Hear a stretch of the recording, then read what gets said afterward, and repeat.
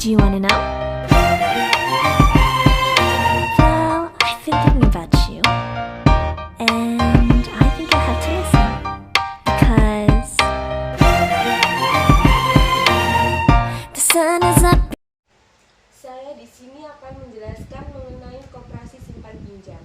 Koperasi simpan pinjam adalah suatu koperasi yang kegiatan usahanya menghimpun dan menyalurkan dana kepada para anggotanya dengan bunga yang rendah. Menurut para ahli Rudianto, koperasi simpan pinjam adalah koperasi yang bergerak dalam bidang pemupukan simpanan dana para anggotanya untuk kemudian dipinjamkan kepada para anggota yang memerlukan bantuan dana. Menurut Suyanto dan Nur Hadi, koperasi simpan pinjam adalah koperasi yang meningkatkan kesejahteraan anggotanya dengan kegiatan kredit berbunga rendah. Menurut para ahli Nini Widianti dan Sunindya, koperasi simpan pinjam adalah koperasi yang bergerak dalam bidang usaha pembentukan modal melalui tabungan-tabungan para anggota secara teratur dan terus-menerus untuk kemudian dipinjamkan kepada para anggota dengan cara mudah, murah, cepat, dan tepat untuk tujuan produktif dan kesejahteraan. Sumber modal koperasi simpan pinjam ada 4: simpanan pokok, simpanan wajib, simpanan bebas atau sukarela, yang terakhir hibah atau donasi. Tujuan koperasi simpan pinjam menurut Undang-Undang Nomor 25 Tahun 1992 Pasal 3. Tujuan koperasi Indonesia adalah untuk memajukan kesejahteraan anggota pada khususnya dan masyarakat pada umumnya, serta ikut membantu tatanan perekonomian nasional dalam rangka mewujudkan masyarakat yang maju, adil dan makmur, berlandaskan Pancasila dan Undang-Undang Dasar 1945.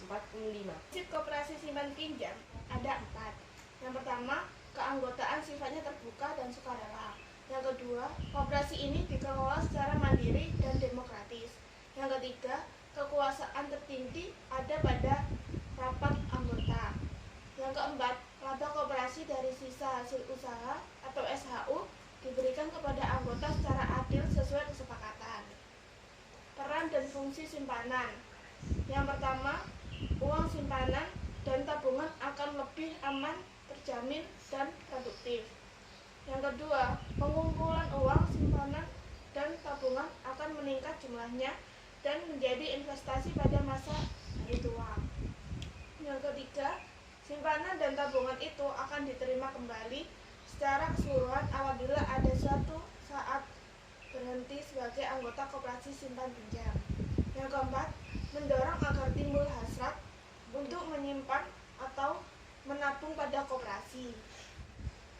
Pengumpulan dana simpanan dan tabungan menjadi investasi untuk membantu usaha para anggota melalui penyaluran dana kredit. Peran dan fungsi pinjaman. Yang pertama, melalui penyaluran dana kredit itu akan dapat meningkatkan pendapatan para anggota dan sekaligus mengentaskan kemiskinan. Yang kedua, pelayanan pemberian kredit sangat cepat dan mudah tanpa agunan atau jaminan kredit.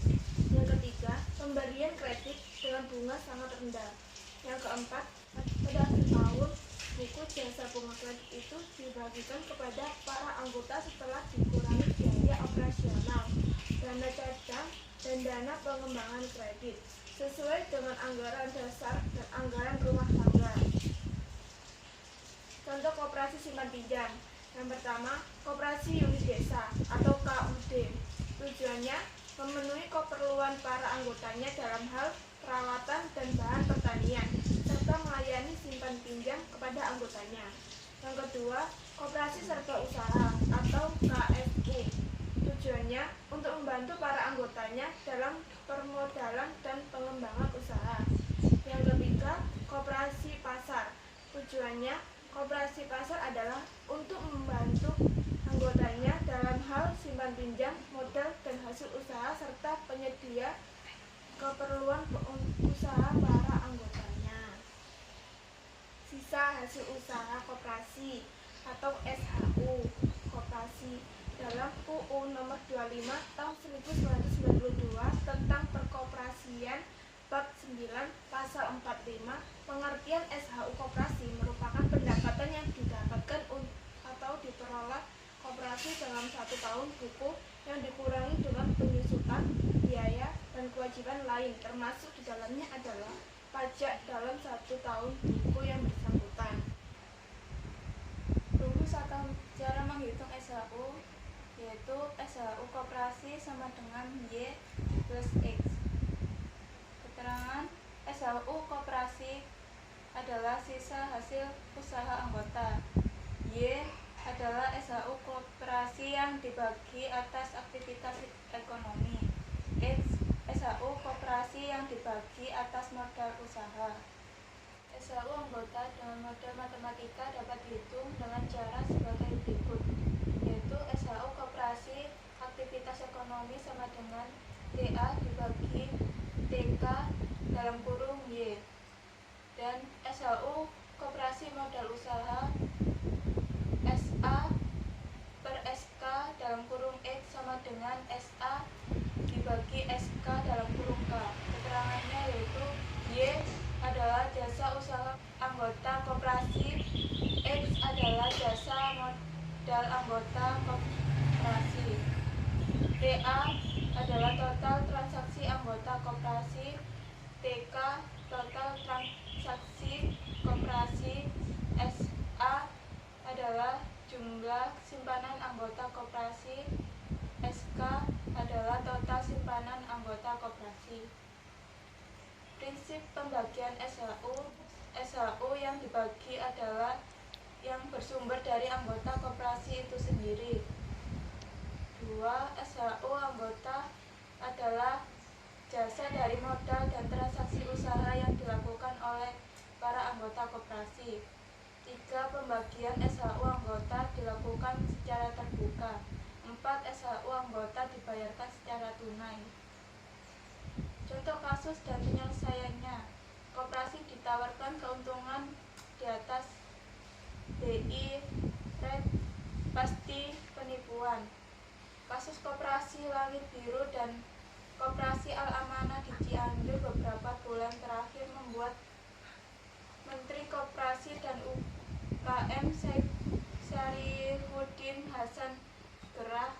Dia menghimbau masyarakat waspada dan cermat terlebih jika lembaga atau anggota menjanjikan hal yang muluk-muluk. Baginya, indikator bisnis paling ideal tetap bunga bank resmi yang ditetapkan oleh Bank Indonesia yang saat ini sebesar 5,75%. Jika ada tawaran bunga atau keuntungan di atas aturan yang ada indikasi pidana. Tolong disampaikan kepada masyarakat kalau ada lembaga koperasi apapun yang menjanjikan returnya atau pembalian modal di atas BI rate. Itu pasti penipuan, ujarnya usai menghadiri pameran gelar karya pemberdaya masyarakat atau GKPM di Mall B Jakarta Convention Center, Kamis 27 September.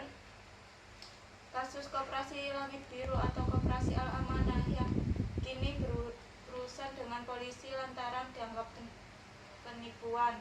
Skema bisnis yang ditawarkan memang membiurkan bagi orang awam.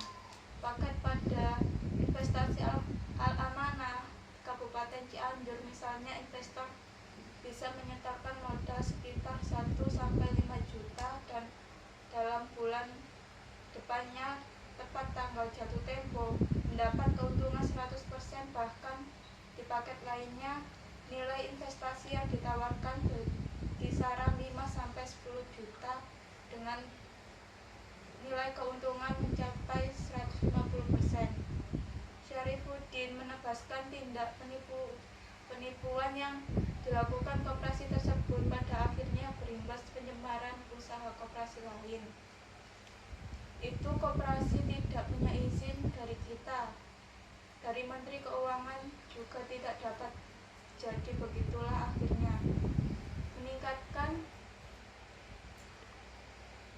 kini pertumbuhan mencapai 7-8% per tahun. Saat ini ada 192.450 koperasi di Indonesia kebanyakan berbentuk usaha simpan pinjam papannya. Cara penyelesaiannya dari kasus di atas memang sangat merugikan masyarakat, khususnya yang masih awam pengetahuannya mengenai koperasi. Oleh karena itu sangat diperlukan pembinaan seperti seminar dan lain sebagainya mengenai koperasi. Karena dengan adanya hal tersebut, masyarakat tidak akan mudah tertipu oleh koperasi yang sudah jelas akan menipu nasabahnya. Kemudian pemerintah juga harus lebih tegas mengenai hukum maupun sanksi yang berhubungan dengan kasus tersebut, agar dapat memperkecil dan mencegah terjadinya hal yang serupa. Lalu juga sering melakukan pengecekan izin usaha dan juga pengawasan langsung secara rutin, agar dapat meminimalisir koperasi yang tidak sesuai dengan aturan yang sudah ditetapkan oleh pemerintah, sehingga koperasi yang seharusnya dapat membantu masyarakat dan juga menguntungkan masyarakat tidak berubah menjadi dapat merugikan masyarakat, bahkan sampai merugikan ke pihak lainnya. Sekian dari kelompok kami. Bila ada salah kata, mohon maaf sebesar-besarnya. Wassalamualaikum warahmatullahi wabarakatuh.